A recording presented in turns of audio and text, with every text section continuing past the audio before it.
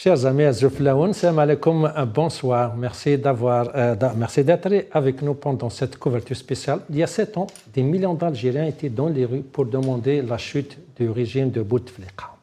On revient à cet événement parce que beaucoup le considèrent comme un tournant historique. D'autres le considèrent comme un détail dans l'histoire. On va revenir à ce sujet avec nos invités. Ils vont nous donner leur avis, leur analyse sur cet événement que beaucoup d'Algériens considèrent comme quoi c'est un événement historique, c'est un mouvement qui a changé l'Algérie d'aujourd'hui. Donc, j'ai le grand plaisir de recevoir ici dans notre plateau Assia Kchoud, membre du bureau Haya Rached, défenseuse des droits de l'homme. Azuflaoun, merci beaucoup d'avoir accepté notre invitation. Azuflaoun, salam alaikum. Merci pour l'invitation. Je suis ravie d'être aujourd'hui parmi vous. Franchement, ça fait un grand plaisir. Blaid Jamir, un ancien Azuflaoun Kassi Blaid, merci beaucoup d'avoir accepté notre invitation. Un militant politique, un défenseur des droits de l'homme, Azuflaoun Kassi Blaid, merci beaucoup. Azoul Salim, Azoul Assia, Azoul à tous les téléspectateurs, téléspectatrices. Salam alaikum et merci pour l'invitation. Merci beaucoup. Assia Kchoud, je vais commencer avec vous si vous me permettez. Ça fait 7 ans, l'événement de Hira qui a changé l'histoire de l'Algérie, si je peux dire. Est-ce qu'on peut dire comme quoi c'est un détail dans l'histoire ou c'est un tournant de l'histoire algérienne? Alors c'est un détail, c'est relatif parce que ça dépend, on le compare avec quoi? Parce que l'histoire de l'Algérie, elle est remplie de détails finalement, mais chacun avec son importance. Donc le Hirak fait partie finalement d'un ensemble dans l'histoire de l'Algérie, à un moment où le peuple revendique un droit, comme il a pu le faire pour son indépendance, comme il a pu le faire en 88 pour des droits sociaux, comme il a pu le faire en 2001 et comme il a continué à le faire aussi en 2019. Donc, on peut l'appeler un détail, mais c'est un détail extrêmement important parce que c'est une continuité qui s'est construite au fur et à mesure avec la continuité finalement du combat et de la lutte depuis l'indépendance. Je ne sais pas, mais il y a d'autres qui vont dire comme quoi le Hirak peut-être c'était le résultat, l'épopée de toute la lutte depuis 1962. Est-ce que vous constatez ça ou c'est une étape parmi d'autres étapes que peut-être il y aura d'autres étapes dans le futur qui vont continuer le combat? Alors si on se concentre sur les slogans qui ont été prononcés pendant le Hirak, on se rend compte que c'est une continuité. Parce que le message qui a été transmis par le peuple à ce moment-là, que ce soit Daoula Madaniya, Mchi Askariya, Itnahaou Ga', Istiqlal, on a entendu, voilà, on veut notre indépendance, qu'est-ce que vous voulez? Comme l'a dit le colonisateur. Et là, ils ont dit Istiqlal, c'est-à-dire que c'est vraiment une continuité de cette lutte. Malgré que les circonstances à ce moment-là, c'était le 5e mandat de Bouteflika, mais très rapidement, la rue et le peuple s'est approprié le message et cette lutte pour en faire quelque chose de plus grand et dans une continuité. Très bien. Blaid, à votre avis, c'est un détail, encore une fois, c'est important parce que pour moi, je considère qu'un événement qui est juste un détail, ça veut dire comme quoi il y aura d'autres luttes pareilles et d'autres vont dire comme quoi on n'a jamais vécu une lutte pareille avec des millions d'Algériens sortis dans toutes les régions d'Algérie et que c'est une occasion ratée pour les Algériens. Alors, déjà, enfin, ça reste mon avis. Dire raté, je pense le mot n'est pas vraiment adéquat pour dire que c'est une occasion ratée parce qu'on est toujours là. Le peuple algérien est toujours là. Ça veut dire que ce n'est pas une fermeture définitive par rapport à cette répression, à cet arrêt, si on peut dire un arrêt temporaire. Mais est-ce que c'est un détail dans l'histoire de l'Algérie? Non. Quand on voit par exemple le soulèvement populaire de 2019, février 2019, qui est resté, on va dire, allez, on va aller sur 2 ans, 1 an et demi, 2 ans. C'était le Covid, comme on le sait. Même après le Covid, il y avait une reprise. Mais c'était une suite d'événements. Le Hirak, qu'est-ce qu'il a fait et qu'est-ce qu'il a démontré? Alors en 1963, il y avait Del Hussein et qui s'est soulevé, révolté contre la politique de Ben Bella et Boumediene, les militaires. Enfin, c'était pas la suite de ce que voulaient les martyrs, et même ceux qui restaient. On a vu en 80, le soulèvement en 80, on les a appelés les berbéristes, on les a appelés, ils voulaient faire un drapeau, on les a appelés, ça veut dire c'est idéologique. Ça appartient juste à une région. C'est du régionalisme. On a vu par exemple en 88, c'était social. C'était ZIT, c'était les monoprix, c'était, soi-disant, c'était la famine. Alors que dans tout ça, c'était des revendications plus politiques qu'autre chose. Les années 90, la même chose. C'est des islamistes, c'est bon, il y a eu ce qu'il y a eu, mais c'était parti sur aussi une idéologie. Mais en 2019, c'était pas ça. On a vu tout le monde, finalement, tout ça, tout ce que disait tout ce que faisait le pouvoir pour diviser le peuple depuis 62, enfin on va dire 63 jusqu'à 2019, le peuple est sorti comme un seul homme, femme, homme.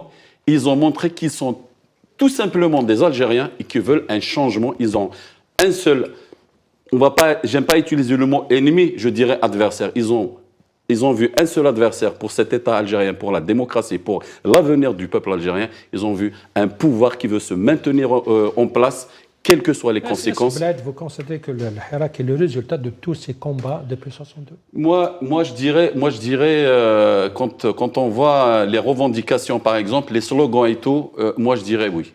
Moi, je dirais oui, parce que vraiment, c'est le ras-le-bol total.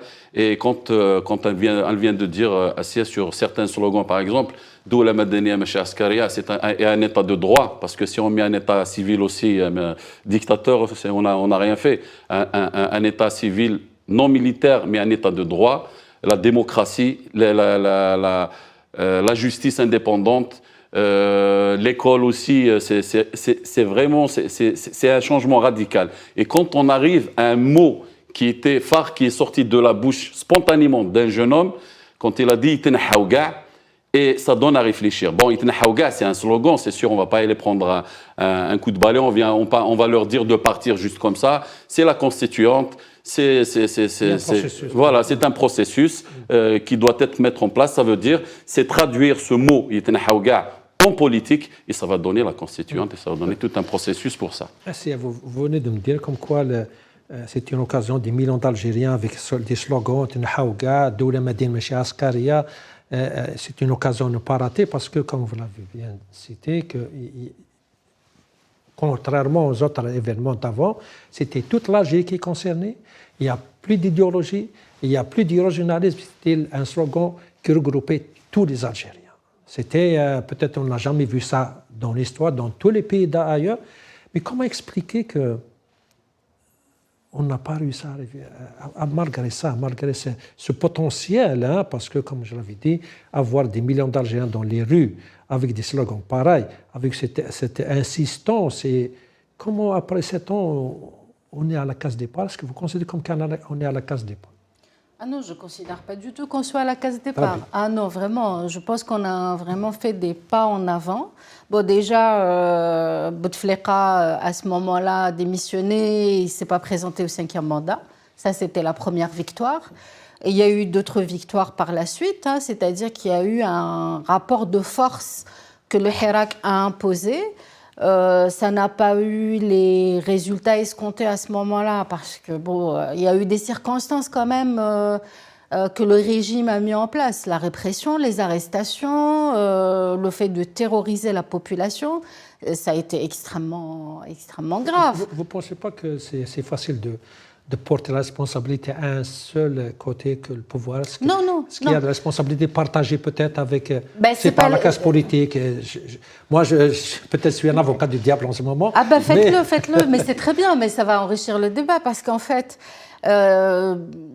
si on parle de la responsabilité du Hirak, ne lui ayons pas laissé la chance ou la possibilité vraiment de s'organiser. Qui ne lui a pas donné la chance? Le régime. Mais pourquoi? Parce que la majorité... Bien sûr que c'est son rôle, mais c'est compliqué de s'organiser quand vous avez des personnalités politiques, des élites, des intellectuels qui, dès qu'ils essayent de se réunir dans une salle, on arrête tout le monde ou on les empêche de se réunir. Je m'excuse, mais en ce moment, là, pendant le Hirak, il y avait des occasions, il y avait Raj et beaucoup de partis politiques qui sont réunis. Mais Raj, on est où aujourd'hui? Oui, mais je vous parle de là-bas. En 2019, il y avait des occasions, ils sont réunis, mais ils n'ont jamais réussi à sortir avec une plateforme claire, avec des représentants, entre parenthèses, je peux dire. Est-ce que c'est la faute au pouvoir ou peut-être nous, ou peut-être la classe politique, je parle pas. C'est un peu un tout, mais je pense que la grande responsabilité, c'est pas... Parce qu'on ne peut pas, en une année, en 2019, résoudre toutes les problématiques et présenter une vraie transition, présenter une vraie alternative. Il fallait quand même pouvoir se réunir, discuter, trouver les points de convergence, se rassembler autour d'une idée pour pouvoir être une alternative, une force alternative à ce régime. On ne pouvait pas du jour au lendemain construire ça. Il fallait quand même que ça se fasse au fur et à mesure. Mais très rapidement, il y a eu beaucoup d'arrestations en 2019, en 2020. Après, il y a eu la période de Covid qui n'a pas arrangé les choses. Ça a été plutôt une chance quand même pour ce régime. Voilà, et une malchance aussi pour le Hirak. Et après, en 2021, quand le Hirak est revenu dans la rue, là, ils avaient eu le temps de préparer la réponse et la riposte. Et à ce moment-là, vous avez vu toutes les arrestations, enfin, des personnes comme Fethi Ghras, comme Karim Tabou, des gens qui avaient la possibilité de donner une réponse claire, n'ont pas pu. Ils étaient en prison. Oui, ben c'est très clair. Vlaïd, la responsabilité... La plus grande responsabilité déjà. Oui, alors moi je vois le Hirak selon une petite analyse que j'ai faite moi-même, le Hirak ou le soulèvement populaire depuis 2019, moi je vois en lui deux acteurs. Il y a le premier acteur, initiateur, c'est le peuple. Le deuxième acteur qui s'est imposé, c'est le pouvoir algérien. Alors le premier acteur, c'est l'initiateur, c'est le peuple, avec ses revendications, avec son pacifisme. Alors le monde entier était étonné. D'ailleurs, même ici en France, à l'époque, il y avait les Gilets jaunes. On leur disait, prenez des Algériens pour faire les manifs et tout par rapport au pacifisme. Et le Hirak, il appartient au peuple algérien. Alors que le deuxième acteur qui s'est imposé, il s'est accaparé de ce Hirak, c'est le pouvoir. Il a tout fait pour l'étouffer, pour le casser. Ça, c'est un. Le 12-12, on voit M. Tebboune parler de Hirak el-Moubarak. On a changé de nom, Hirak Moubarak. Que le Hirak, c'est le Hirak qui a ramené Tebboune. Alors qu'on a vu le 12-12, Alger était noir, tout le monde était dans les rues. C'était ce jour-là qu'on a commencé à éborgner, si vous vous rappelez, les jeunes, il y avait 3 ou 4 déjà ce jour-là. Oui, ils étaient éborgnés. Et il parle au nom du peuple, il parle au nom du Hirak, il dit comme quoi il est là pour répondre aux revendications du Hirak, alors chose qui n'a jamais été faite. Ce Hirak qui a ramené Tebboune, finalement Tebboune emprisonne ses enfants, hein, les Hirakistes, qui ont appelé au changement. Alors là, la responsabilité, elle est où? La première responsabilité, certes, elle n'est pas du peuple, parce que le peuple, il est sorti en masse, il a fait son travail. On peut faire aucun reprochement, parce qu'aujourd'hui, il y a des gens qui appellent au peuple. Le peuple a fait vraiment son travail. Moi, depuis 2019, et je le répète aujourd'hui, et j'en assume ce que je vais dire, il y a la classe politique qui a un petit peu, je dirais, ou peut-être un peu beaucoup, pas trop, mais un peu beaucoup. Pour être politicien. Voilà, exactement. Elle n'a pas fait vraiment son travail. Parce qu'on ne peut pas, Salim, moi je l'ai toujours dit, je suis convaincu. Après, chacun son avis, on ne peut pas organiser 30 millions d'Algériens. Je vais diminuer. On ne peut pas organiser 10 millions d'Algériens parce que chacun, son appartenance politique. C'était aux élites et à la classe politique de s'organiser, de faire un bloc et de guider cette masse. On aurait vraiment réussi et rapidement. Mais dans tout ça, il y a aussi la grande responsabilité du pouvoir, parce que c'est eux qui ont tout fait pour tout casser. C'est leur travail, comme tu viens de le dire. c'est leur travail. Ils doivent maintenir leur place et tout. Alors, ils sont obligés de tout casser. Ils sont arrivés même ici. Je termine juste sur un détail vraiment important. Sauf que ce pouvoir qui s'est accaparé, le Hirak, qui prétend dire qu'il répond à toutes les demandes du Hirak. Aujourd'hui, ce n'est pas le Hirak qui a échoué. Ce n'est pas l'opposition qui a échoué, c'est lui qui a échoué. Il a échoué dans toute perspective, dans tout ce qu'il a proposé, tout ce qu'il a dit, il ne l'a pas fait. On voit la situation de l'Algérie aujourd'hui.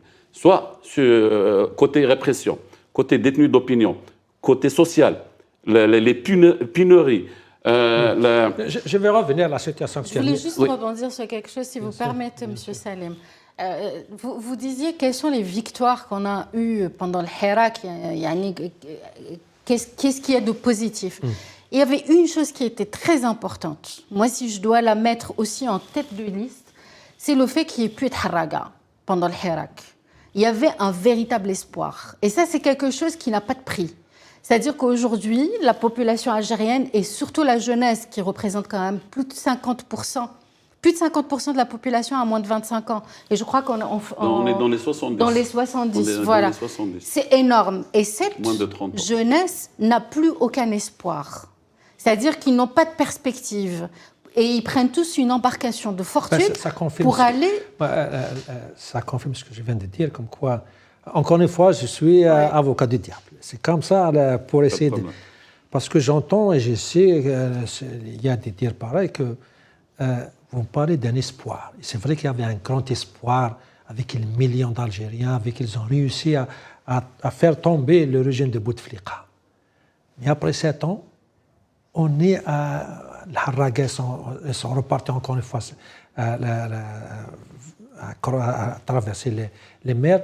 Les millions d'Algériens qui étaient dehors en 2019, est-ce qu'ils méritaient une meilleure classe politique? C'est vrai que peut-être s'organiser, il y avait, on se rappelle, il y avait cette peur d'organiser ou de structurer le Hirak parce qu'on avait l'expérience avec la Roche. Il y avait une manipulation, on avait peur que le pouvoir va manipuler le leadership et tout. Mais c'était une raison suffisante pour ne pas organiser ce Hirak ou encadrer cette population pour Tenhaouga. On le met sur le papier et on va pouvoir voilà ce qu'on a, ce que veut le peuple, tu le veux ou non. C'est pour négocier avec le pouvoir. Le pouvoir n'avait pas avec qui négocier. Ça, c'est l'idée de quelqu'un. Est-ce que vous parlez de la classe politique, le RND ou Hems, non, je parle de l'opposition, ceux qui sont agréés par l'État? Parce qu'en fait, ceux qui sont autorisés à s'exprimer, à se réunir, à s'organiser, ils ont le tampon du régime. Le reste, ils n'ont pas cette... Il y avait des occasions. Les autres ont été... Quelles occasions? Mais il y avait, parce qu'en fait, ils ont essayé de s'organiser. Déjà avant le Hirak, il y avait Mazafran. Jusqu'à aujourd'hui, ils essaient de s'organiser. Hein. Ouais. À part que c'est très clandestin, parce qu'on ne peut pas. Nous-mêmes qui sommes dans la diaspora, on essaye aussi de s'organiser avec l'intérieur. On n'a plus la possibilité vraiment de le faire. Il faut être très discret, le faire clandestinement, comme dans l'état de l'époque du colonisateur, parce que sinon ils se font arrêter. Ces gens-là, ils vont au commissariat 1 à 2 fois par semaine pour signer.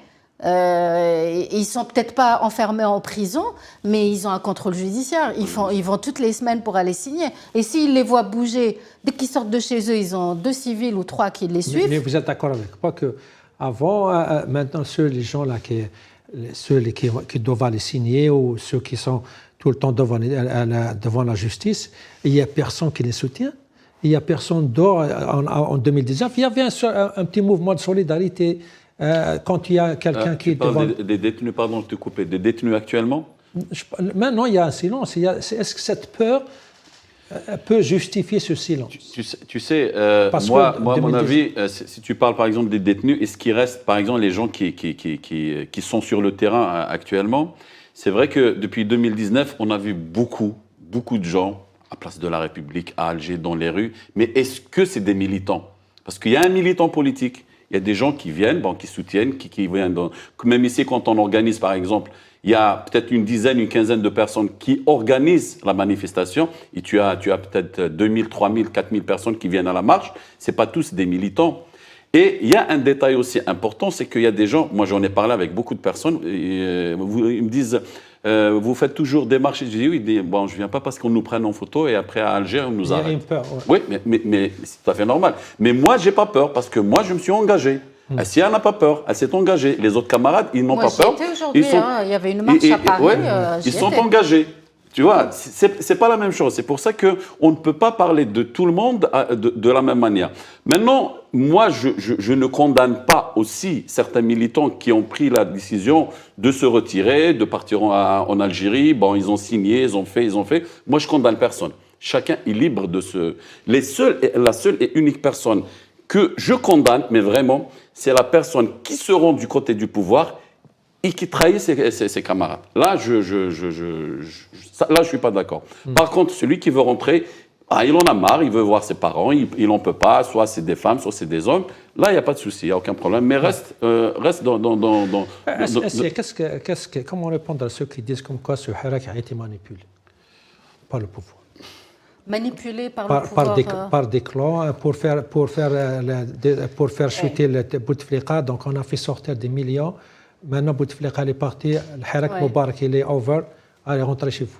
Si vous permettez, en ce moment, je suis en train d'écouter toutes les mémoires de Mohamed Harbé, qui est mort dernièrement, Allah yarhamou, et qui a fait partie finalement de la guerre de révolution, de libération algérienne, qui a été parmi les fondateurs et vraiment, il a fait partie aussi du système et qu'il a connu de l'intérieur. Et vraiment, quand je l'écoute et quand je lis, toutes les étapes par lesquelles ils sont passés, c'est les étapes qu'on a connues. Et ça a été très compliqué, même de mobiliser. C'est-à-dire que les mobilisations populaires citoyennes n'ont pas été toujours à la hauteur des attentes. Il y a eu plusieurs périodes et on est passé... Et comme par hasard, nous sommes à 7 ans actuellement. On va voir ce que ça va donner par la suite. Voilà. Mais par exemple, Messali Hadj, en 1927, lui, il a fait un appel à l'indépendance à Bruxelles. À ce moment-là, personne ne l'a suivi, il était tout seul. 35 ans plus tard, en 1954, il y a quand même eu un mouvement de la jeunesse, des étudiants, etc., qui ont repris le flambeau, mais ça peut prendre du temps. Le problème, ce n'est pas quand, c'est comment. Et c'est pas se mettre des limites comme ça. C'est comme quand vous mettez une graine dans le sol pour planter un arbre. N'attendez pas de manger le fruit de cet arbre. Peut-être que quelqu'un d'autre va les manger. Vous avez planté l'arbre pour que d'autres puissent le manger, d'autres générations, les générations futures. Donc ce n'est pas une question de temps. C'est une question de démarche, de sincérité. Actuellement, moi j'étais aujourd'hui place de la République, nous avons marché jusqu'à Nation. Nous n'étions pas très nombreux. En fait, ça m'est égal. Ça m'est égal. Ce n'est pas important combien on est. C'est d'être là.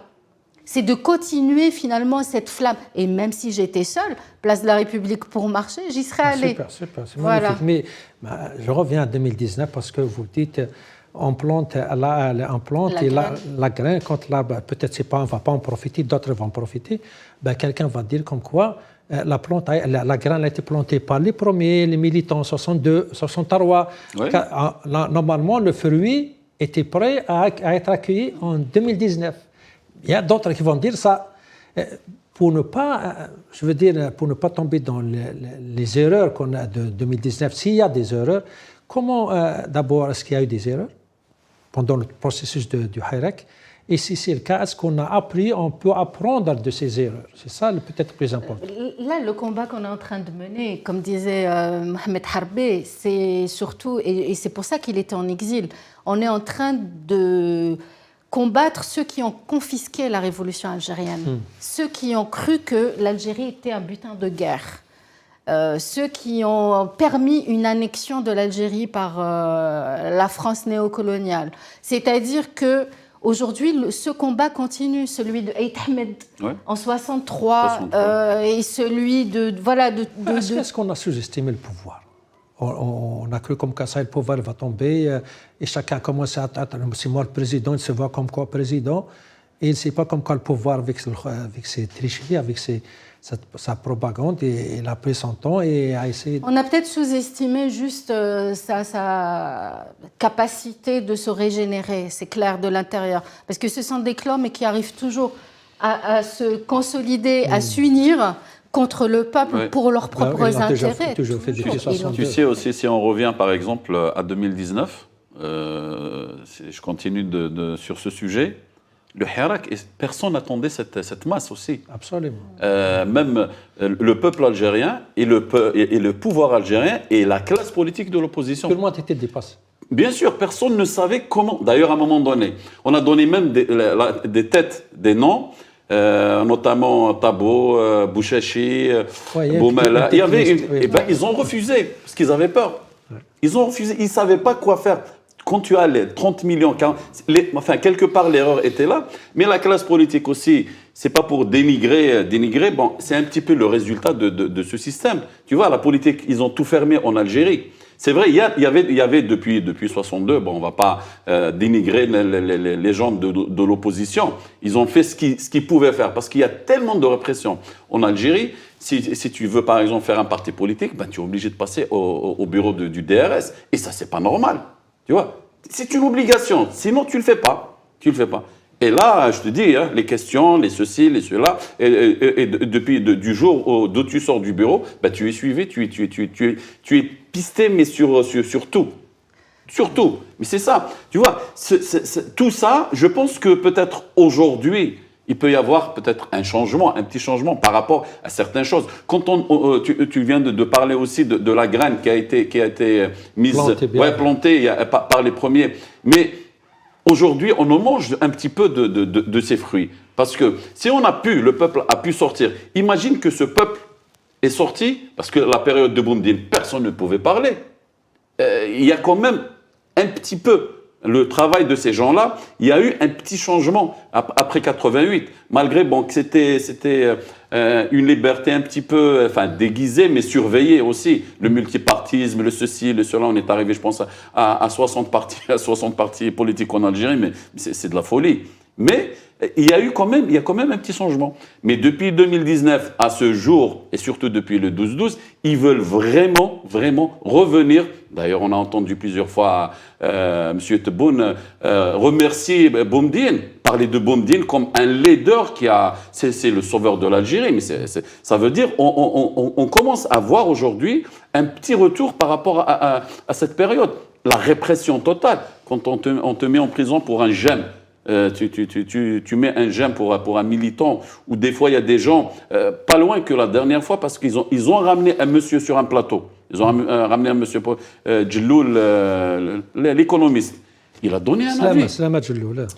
Il a donné un avis. Il se retrouve en garde à vue. Il a donné juste un avis. Mais pourquoi vous l'appelez alors? Et on n'a pas le droit de donner un avis, il faut dire juste Alléluia, Tebboune, c'est comme non, c'est pas possible. C'est ça là aujourd'hui, c'est terrible la répression. Est-ce qu'on peut dire que le pouvoir il a réussi en arabe, il a monté le Mouja? Le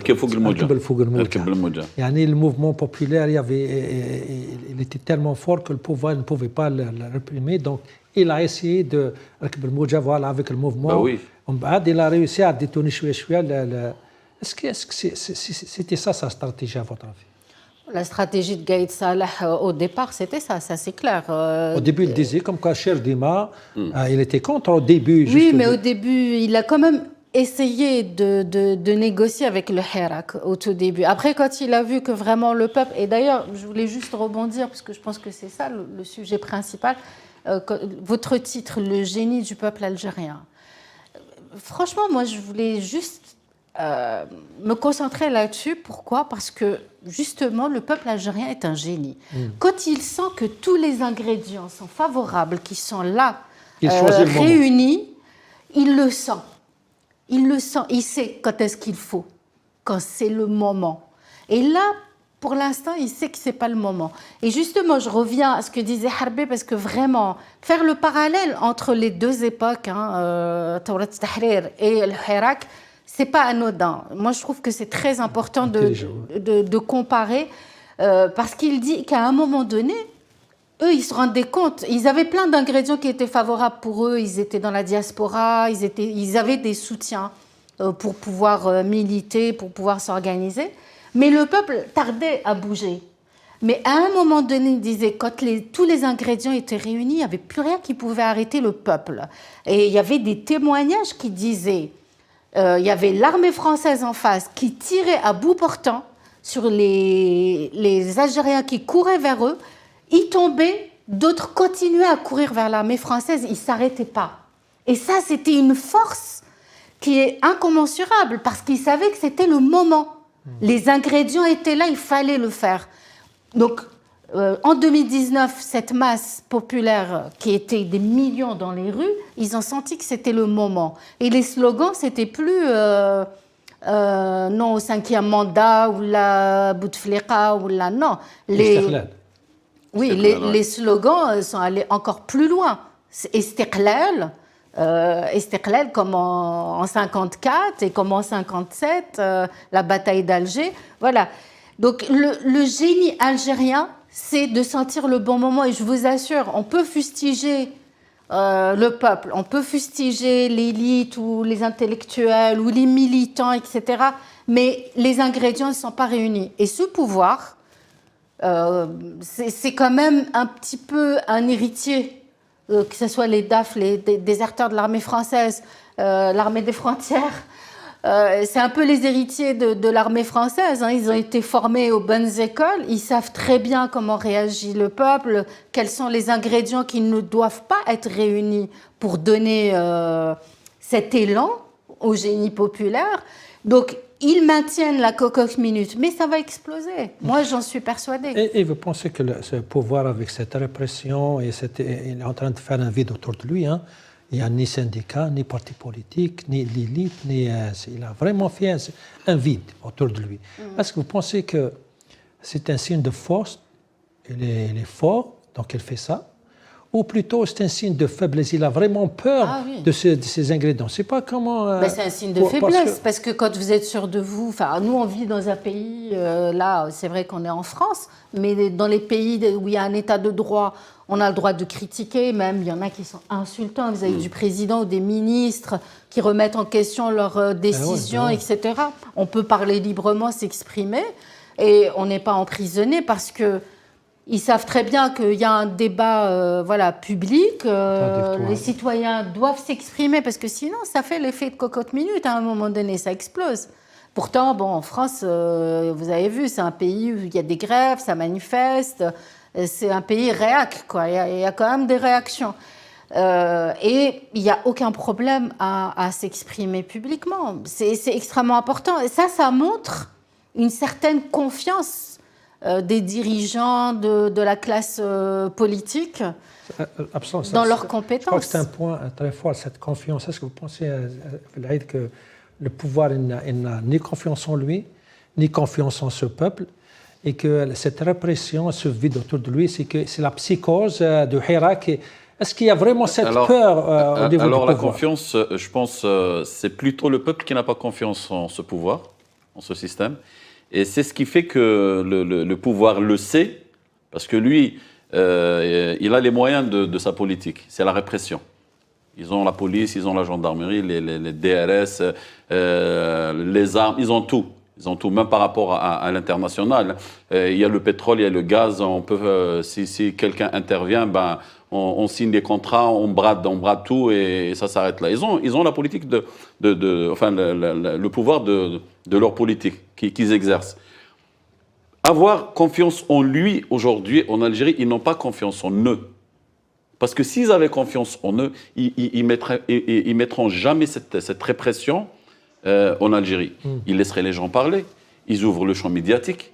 Ils ouvrent le champ politique.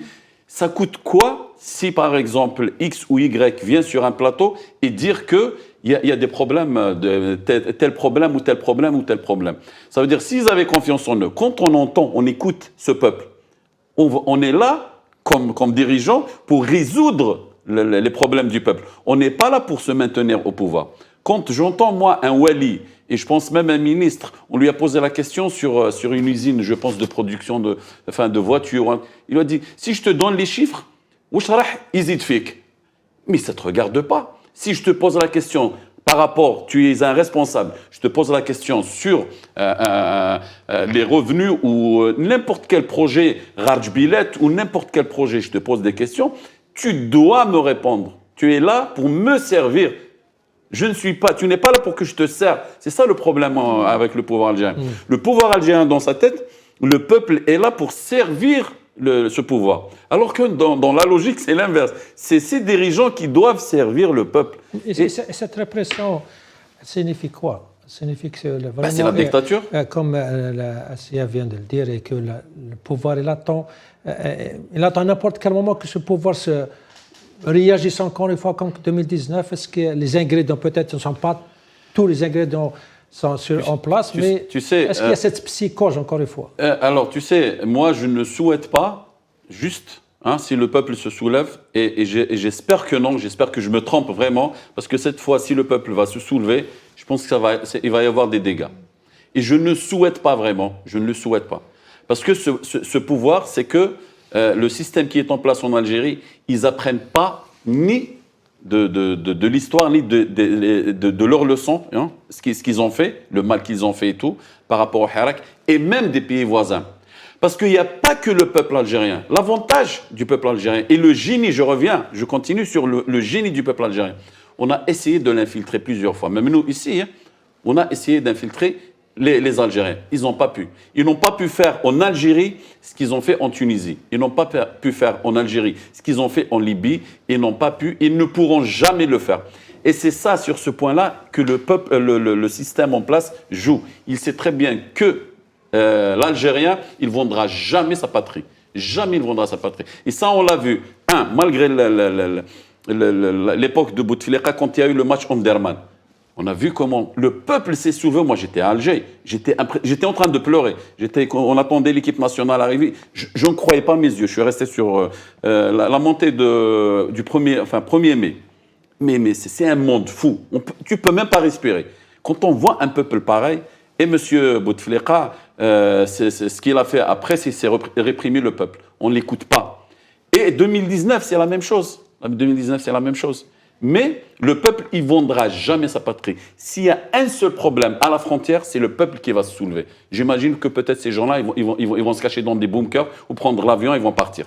Mais le peuple, il ne vendra jamais sa patrie. Contrairement à tous ces pays-là. Et le pouvoir en place, il joue cette carte. Pourquoi ? On a tous vu l'ennemi étranger. L'ennemi étranger. Tout ce qui se passe, même le Bssal, l'ennemi étranger. Vous pensez aussi que c'est ça sa stratégie de créer un ennemi invisible pour essayer de calmer cette population, parce que voilà, si vous faites quelque chose, voilà notre ennemi qui est à côté, il compte sur le nationalisme des Algériens, c'est ça?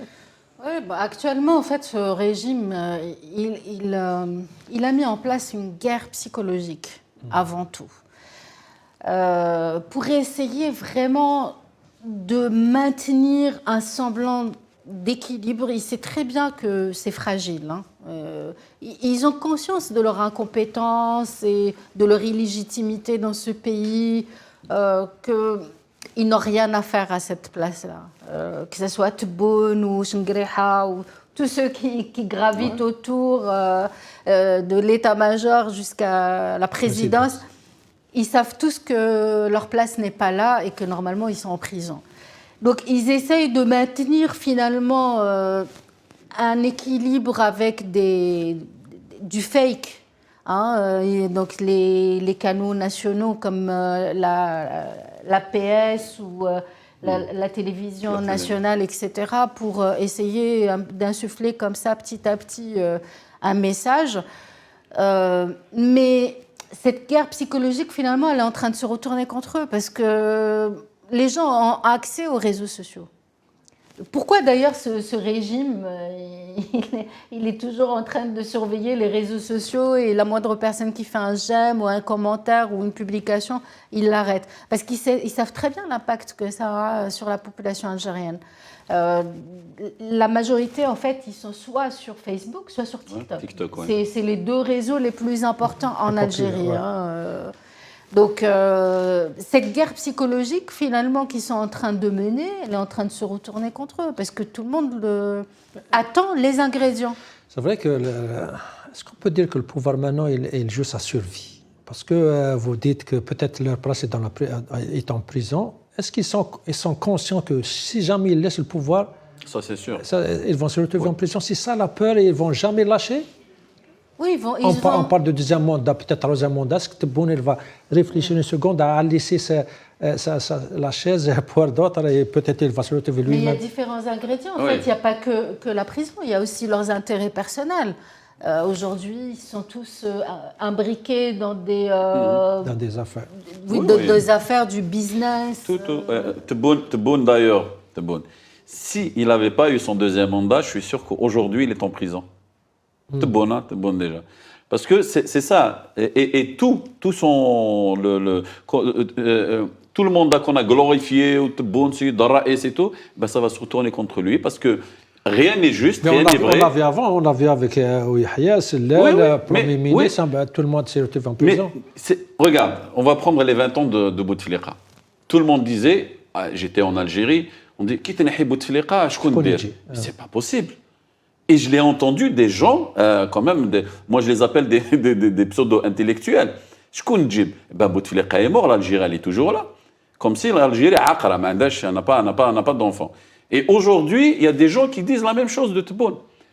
Et aujourd'hui, on parle de l'époque de Bouteflika, on dit l'Aïsaba. Tu vois, pourtant Tebboune, il faisait partie de cette Aïsaba. Même Chinguiriha, même les gens qui les entourent. aussi sa place en prison. Mais ils savent très bien. Ils savent très bien que si, même, il va y avoir une amnistie, tout ce qu'on veut et tout, ils savent très bien que s'ils sortent, il y a deux points importants. La première, ils n'ont pas confiance aux gens qui vont venir, s'il va y avoir une constituante, il va y avoir un changement. Même si on leur pardonne, ils savent très bien qu'ils vont finir en prison. Si on va les amnistier en Algérie, on va les laisser, vous avez pris de l'argent, on va vous rajouter. Allez, partez. S'ils partent à l'étranger, ils vont se retrouver en prison, même à l'étranger, parce qu'ils ont des sales affaires à l'étranger. Ils ont investi partout. Parce qu'à l'étranger, s'ils partent à l'étranger, les pays étrangers, ils vont perdre leurs intérêts en Algérie, qui sont couverts, protégés par ces gens-là. Ça veut dire que les pays étrangers n'auront pas besoin d'eux. C'est fini. Qu'est-ce qu'ils vont faire? D'où vous avez eu cet argent? Il va y avoir des scandales. Eh bien, ils vont finir en prison. Ils savent très bien que là où ils sont pas protégés. Leur vie, vraiment, et leur famille et leur entourage est menacée. Alors, c'est pour ça, aujourd'hui, ils sont en train de tout faire. Ils feront aussi tout pour se maintenir au pouvoir. C'est pour ça qu'on dit, ce n'est pas le problème des hommes. Bouteflika est mort, Gaïd Saleh est mort. Est-ce qu'il y a quelque chose qui a changé? C'est un système de fonctionnement qui doit être changé. Tout un système qui doit être changé. C'est une dernière question. Blaïd avait parlé peut-être s'il y a une autre révolution, un autre Hirak, peut-être ça va être beaucoup plus violent qu'avant parce qu'il y a les ingrédients. Possible, je ne possibilités, bien sûr. Je ne souhaite pas. Mais est-ce que vous pensez que la classe politique actuelle ou l'élite, ils font ce qu'il faut pour justement éviter ça? Un propre encadrement pour éviter ces dépassements. Mais c'est ça la question la plus importante en fait, parce que moi je partage le fait que moi aussi je ne suis pas tellement, et ça va paraître bizarre, tellement pour que le peuple sorte de cette manière-là, désorganisé, et ça me rappelle vraiment ce que Messali Hadj a dit en 1954. Même s'il a eu tort à ce moment-là, peut-être que moi aussi j'ai tort, je suis loin d'être Messali Hadj, n'est-ce pas? Je le dis tout de suite aux téléspectateurs que je me compare à personne, qu'on soit clair. J'essaie juste de comparer deux époques. Messali Hadj était contre le fait que la guerre de libération soit armée, parce que pour lui, au niveau de la préparation, il y avait un déséquilibre et il y en a qui disent Maranash Wajdin. Ils n'étaient pas vraiment prêts à ce moment-là. Ce n'était pas le moment. Il a eu tort, parce que l'histoire a prouvé que Même si c'est vrai, et Harbi le confirme dans ses mémoires, que c'était assez désorganisé et c'est vrai que ce n'était pas le moment. Il y avait un risque qui a été pris. Et alhamdoulilah, ça a réussi. Certainement par la volonté de Dieu, Allah subhanahu. Certainement, parce qu'à ce moment-là, les ingrédients n'étaient pas réunis et le peuple a suivi. Donc il y avait quelque chose de miraculeux. Mais aujourd'hui, pour moi, il faut d'abord s'organiser. Il ne faut pas que quand le peuple décidera de sortir et qu'il sentira que c'est le moment, il faut qu'il y ait quelque chose en alternative prêt. Il faut qu'on ait pu tous se parler, qu'on ait pu s'unir. Il faut absolument que les choses soient... C'est ce que demande le peuple, l'alternative. C'est ça, il va falloir s'organiser au préalable. Et c'est quoi les problèmes pour s'organiser? C'est quoi les obstacles? Il n'y a pas vraiment d'obstacle. L'obstacle, pour nous, dans la diaspora, on arrive à se parler, à se voir. Là, on se réunit. Quand il y a une manifestation ou une marche, on se parle. Il n'y a aucun souci. On fait des réunions. Mais à l'intérieur, c'est compliqué. Il y a cette guerre psychologique dont on parlait tout à l'heure. Il y a cette répression, il y a les arrestations. Ça ne s'est pas arrêté. Ils ont libéré juste 100 salles, c'est tout. Peut-être, Blad, il faut compter sur le génie des Algériens, comme on vient de parler, pour un futur, Inch'Allah, changement et pacifiquement surtout. Oui. Moi comment je vois, si le peuple pourra sortir un jour, et comme février 2019, c'est qu'il faut que la classe politique essaye pas d'être ensemble, quand même de travailler sur un projet. Le projet, c'est le changement. Ça, c'est un. Ça, c'est de travailler ensemble, c'est de se voir, bien sûr, de former un bloc politique, pas un bloc citoyen, un bloc politique, parce que le bloc citoyen, il était là, il est toujours là. Ce bloc politique, quand il aura mis une alternative que le peuple veut, il déposera cette alternative, que le peuple veut. Ce bloc-là, il appelle le peuple va dire oui, il va sortir. Mais si le peuple sort tout seul, juste comme ça, anarchiquement, comme 2019, ils sont sortis juste comme ça, heureusement, il y a eu Selmiya et tout, et le peuple algérien nettoyait même le soir quand il terminait, ça veut dire qu'ils étaient vraiment, c'est Selmiya, elle n'a pas de limite, tu vois. Ce jour-là, on dira que le peuple algérien est sorti pour un programme politique. Le peuple algérien est sorti pour une élite algérienne politique. Tu vois, ça veut dire, ce peuple, quand il va sortir, il va être encadré. Voilà, c'est ça que je souhaite, moi, personnellement. Un petit mot d'espoir. C'est beaucoup d'espoir, je trouve, dans tout ce qu'on a dit. Et il faut en garder, il faut être positif. Et encore une fois, moi, je reviens à la graine qui a été plantée, ne pas attendre de manger ses fruits. C'est-à-dire faire tout d'une manière désintéressée. Continuer, nous on continue à militer, à travailler, même la population, j'ai l'impression que ça a fait son devoir. Quand elle a l'occasion de s'exprimer, elle le montre, les élections avec le boycott, c'est pas 90%, 80%, ça c'est un signe c'est un moyen de le boycott. Exactement. Et je voudrais rajouter, puisqu'on parle d'espoir, parce que tu as dit tout à l'heure, le désespoir, parce que les gens partent à l'étranger et tout. C'est vrai, il y a un désespoir à l'intérieur. Mais même si on part à l'extérieur, moi, je donne mon cas, par exemple. Moi, demain, si, par exemple, tout change en Algérie, c'est pas pour être président ou ministre. Non, loin de là, je milite pour un changement et je rentre en Algérie. Ça veut dire j'ai l'espoir dans ce pays. J'ai un très grand espoir pour ce pays, pour un changement en Algérie. C'est pour ça que je ne m'arrêterai pas et que demain, s'il va y avoir un changement, je repartirai en Algérie. Voilà. Très bien.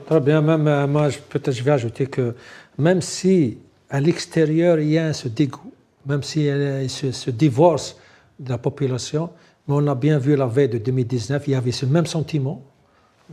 بهدلونا بوتفليقه يحكم البلاد بالكادر والشعب ساكت. On l'a vu sa réaction. Peut-être il faut compter sur ce C'était une humiliation terrible. C'était une humiliation terrible. Et moi, l'humiliation où j'ai vu vraiment la grande humiliation, c'est la venue de François Hollande pour 6 heures en Algérie. et repartir. Toi, Hollande. Ah oui, mais là, je n'ai pas pu De toute supporter. façon, je crois que ce C'est comme si silence... le maître qui arrive pour dicter Dernièrement, qu'est-ce il y qu'ils avait vont son faire. ex-femme, justement, Ouais. avec Ah, Thibon, j'étais- ouais. ouais. Je crois que quand il y a un silence pareil, c'est un silence qui est, comment on dit, un silence qui est avant, qui est avant la tempête. ouais. Avant la tempête, oui. Ok, merci beaucoup, Sia Ya'atik Choud, merci الصحة. beaucoup, Belaïd Jamil. Merci. Je vous remercie, vous, chers téléspectateurs. Inch'Allah, je vous donne rendez-vous à demain. Saaf Torkoum, salam alaikum wa rahmatullah.